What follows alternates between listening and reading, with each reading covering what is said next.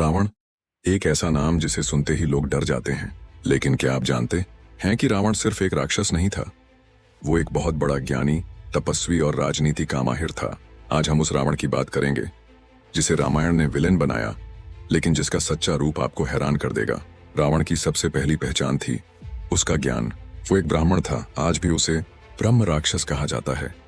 उसने भगवान शिव को खुश करने के लिए 10,000 साल तक तपस्या की, और उस तपस्या में उसने अपने एक एक सिर को काटकर शिव को चढ़ा दिया। 10 सिर, 10 बार। शिव जी खुद प्रकट हुए और रावण को दिया एक शक्तिशाली वरदान, चंद्रहास नाम की एक दिव्य तलवार। यहीं से शुरू हुई एक ऐसी कहानी जहां एक राक्षस दुनिया का सबसे बड़ा विद्वान बन गया। रावण ने कई ग्रंथ लिखे। उसने आयुर्वेद, ज्योतिष और तंत्र शास्त्र में ऐसे सिद्धांत दिए जो आज भी पढ़े जाते हैं। आपको जानकर हैरानी होगी, लंका रावण का राज्य सोने का था, लेकिन सिर्फ सोने का नहीं, वो एक समझदारी से बनाई गई स्मार्ट सिटी भी थी। सही ढंग का पानी निकासी सिस्टम, चौड़ी सड़कें और हर नागरिक के लिए सुरक्षा और सुख शांति। रावण एक दूरदर्शी राजा था, और जब रामायण के समय अयोध्या में भी कई जगह अंधविश्वास चलता था, तो लंका में विज्ञान चलता था। वो एक बहुत अच्छा खगोल शास्त्री था। उसने खुद पुष्पक विमान बनाया था। सोचिए, हजारों साल पहले उड़ने वाली मशीन, ये था रावण का कमाल। लेकिन सबसे खास बात थी उसकी राजनीति।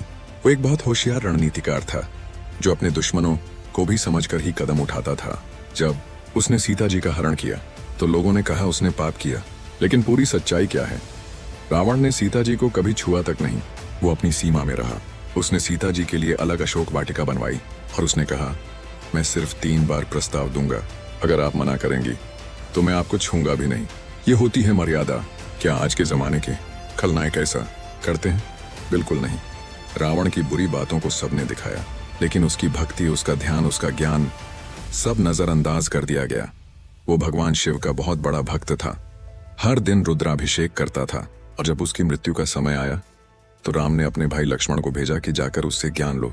सोचिए, राम जिनके हाथों रावण मारा गया, वही राम उसके ज्ञान का सम्मान करते हैं। तो क्या रावण सच में सिर्फ एक खलनायक था, या वो एक ऐसा व्यक्ति था जिसे लोग ठीक से समझ ही नहीं पाए? क्या हमें हर कहानी के 2 पहलू नहीं देखने चाहिए, जहां एक इंसान में राक्षस भी हो सकता है और देवता भी?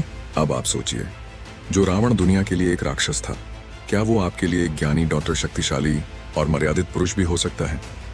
सोचिए और कमेंट में अपनी राय जरूर बताइए। और ऐसी ही असली कहानियों के लिए सब्सक्राइब करें वायरल स्टफ।